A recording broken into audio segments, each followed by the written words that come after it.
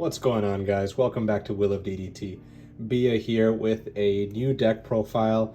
ST10 is out. It's been out for about 2 weeks now, and everybody's been running rampant with their versions of the new slew of red and purple leaders.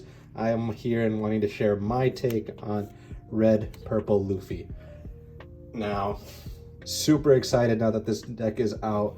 Red purple Luffy is the second 6k base power leader in the game. Obviously first being Whitebeard, who's been a menace in this format since he's come out, and he's finally banned for all of 3 weeks, but we'll see him come back, so it'll be fun having another 6k leader to kind of contest that spot. The funny thing was, that 6k baseline stat was validated for Whitebeard because he had the gimmick of taking life at the end of every turn, whereas Luffy, he doesn't net you that card advantage, but he stays solid at 3 life. And starting at 3 life can be pretty daunting, but once you get the hang of how this deck works and that native defense line of the increased power really does just make the deck work and make sense overall. So without further ado, let's get into the list. We'll start off with the 1 cost. So I run 2 of the Weenie Choppers. He's been around since structure deck meta. He's a blocker, not much else to say. And then we also got 4 Buggies. Buggy is here because my list has quite a few red events that I want to get searching. One for defensive reasons, if they're counters, if I want some control cards to do some removal, or any of the utility cards that I have as well. And him being 3k does come up. He can swing. Oftentimes you're going to be trying to figure out what to do with some of your Dawn in the earlier turns if you're not ramping or just playing cards, because we are so top heavy. We want to get to those late game bodies, but you can just allocate your Dawn and start swinging, right? Demand cards. Like often you can play him turn 1, get a search, replace a card in hand. Next turn you're at 3 Dawn, you don't really have anything to play. You can put 3 Dawn on him if you're in the mirror match or playing against Whitebeard. You get 2 6k swings, or if you're playing any other leader, you can put 2 Dawn on him, 1 Dawn on the leader. You got a 5 and a 7k swing. Definitely really efficient. And then next we have our 1 cost 2k counters. We have 4 Otama and 3 Makino. I would run Makino at 4, but the deck space is really tight, so didn't really feel bad dropping her down to 3. She still does what she needs to do. These 2 are definitely the best red 2k counters, arguably the most playable 2k counters in the game. What I mean by that is that not only are they great in hand for the 2k counters, but on play they both have impactful abilities. I mean, everybody knows Otama can neg 2k power off a character, which comes up, be it in removal or swinging into things. And then Makino buffs up your 1 cost. So you have all of these targets, main one being Buggy. It does come up and it really helps apply a lot of pressure. So going on to the 2 costs, we just have 4 of the 2k counter Sanjis. Rarely will you actually play him to use his ability. Most of the time he's just going to be a 2k counter in hand, and that's really all you need with the 6k body leader. 3 costs, we have 2 Rush Zoros. He's in here so you have something to do turn 2, or at the very least be a cheap rusher, mid to late game. Just helps apply the pressure, and he's another Diable Jambe target as well. Moving on to the 4 cost, that is just 2 of the new Law Blocker.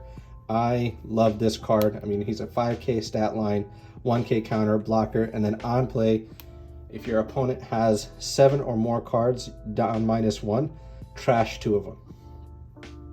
You'd be surprised how often that comes up. But the reason why I have him at 2, if he was at 3 or 4, I found myself waiting and adjusting my playstyle to be able to, drop him in that opportune moment. Whereas when he's at 2, if you see him at the right time, that's great. Otherwise, you're a little less conservative in how you use him. You can use him as 2K counter, or even just play him for the fact that he's a blocker. Going into the 5 costs, we have 4 blocker queens and 2 of the unblockable Luffys. Blocker queens, probably my favorite blocker in the game right now, and that's mostly because I'm just playing this deck right now. But having a 6K stat line, he can swing freely into this leader or into a Whitebeard. Can freely stop 5K swings. He's got a 1K counter, and then his on play is fantastic just to keep generating that hand value, because again, unlike Whitebeard, you're not picking up 6 cards out of life. You need a way to stack up your hand and get those counters in hand. So drawing 2, down minusing 1, always good. And then Luffy is just a staple in red. I mean, like an unblockable card, being able to rush. He helps apply a lot of pressure in that mid to late game, and then he's great for finishing games. And then I'll talk about a combo that I really like with unblockable Luffy in just a second. But we'll move on to 4 of the new 7 cost Eustace Captain Kidd. 8K body, on play, or when attacking, Dawn -1, give your leader 1K for the turn. That includes your opponent turn.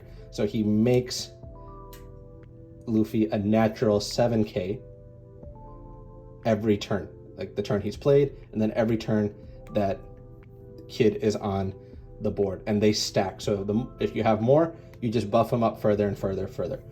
So great card. Like, I don't need to explain why that's just so strong.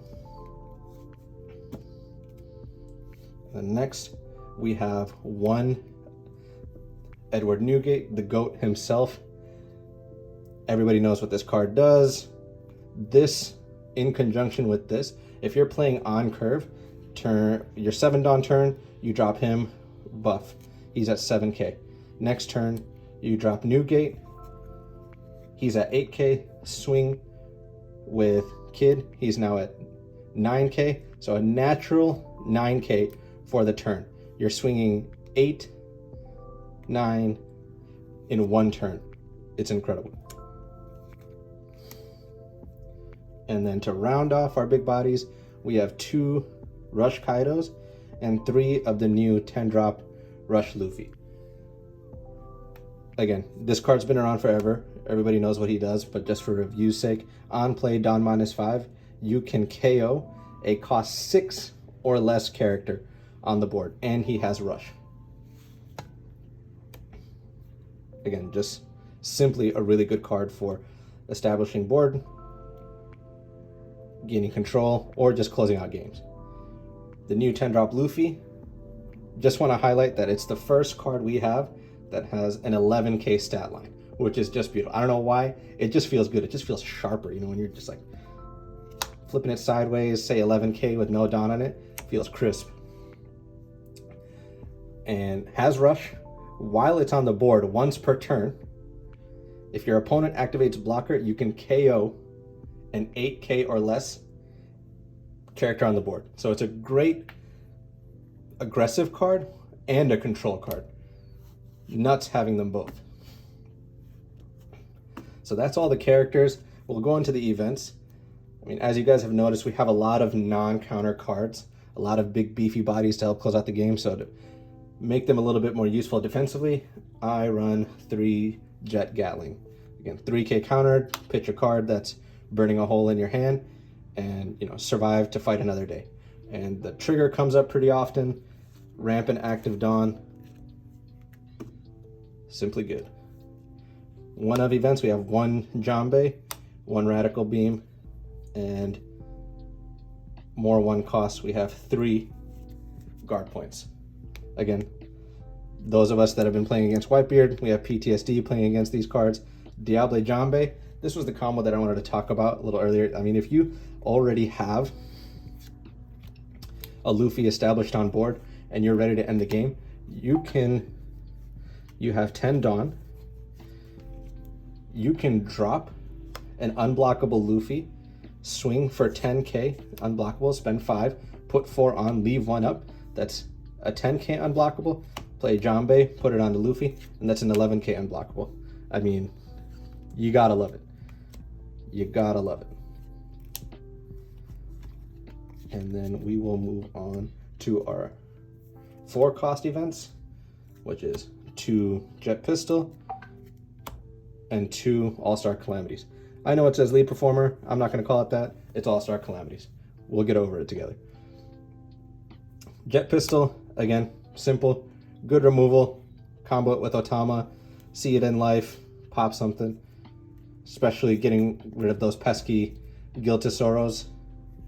And then All-Star Calamities, great for ramping and drawing, awesome utility card, and its trigger comes up as well. All right, guys, well, that's my list. You know, I know there's quite a few variations of this so far. We'll still early it on, and people are trying to figure out what way works best. I know right now the most popular is ramp focused, running a lot of the John Barts, the 5-drop Miss All Sundays. I opt for a little bit of a more hybrid approach where there's a lot of control, some mitigated aggression, along with, you know, ramp options. So this is how I like it. This is my read on the meta. I think, you know, this helps deal with a lot of, you know, perceived bad matchups. Going to Red-Purple Law with, you know, Red-Green Law coming back. I think this is going to be strong into Whitebeard as well. Right now, what do I perceive as being, you know, probably the biggest challenge? I think decks like, you know, Mono Blue Croc that have a lot of removal, decks that go wide, Green Purple Dofi, that are just swinging and chipping away at your hand advantage. So just being able to manage that and, you know, control the board, temper your removal, and really aim at some of those high value targets, and also just putting your opponent in lethal range, right? Setting yourself up to be able to make unblockable Luffy plays, having a 10-drop Luffy on board to stop unwanted blockers, Diable Jambe. So, I mean, I think this deck has a lot of really good answers, and I think it's a lot more competitive than people put on. I think this can be a top contender in the meta. So when a deck is fun and competitive, I mean, that's my recipe for success. I mean, that's a deck that I know I'm going to have a good time with. A couple of insights. I mean, obviously we can see it's a little bit more event heavy, but all of these red events are searchable by Buggy, so that always helps. Maybe going into set 5 when Nami gets unbanned, I would swap the Buggies out for the Searcher Namis, and then, you know, still trying to decide how we work in the 5 cost blockers. But for the meantime, I think for the 4.5 meta, I think this is a solid list. I'm happy with where we're at. But, you know, I'll definitely keep you guys updated as I go, get you guys some more competitive matches. And, you know, if there's anything you guys would change, you know, please let us know in the comment section below. Appreciate you guys sticking around. Leave a like, comment, and subscribe. Appreciate you guys. Take care and have a good day.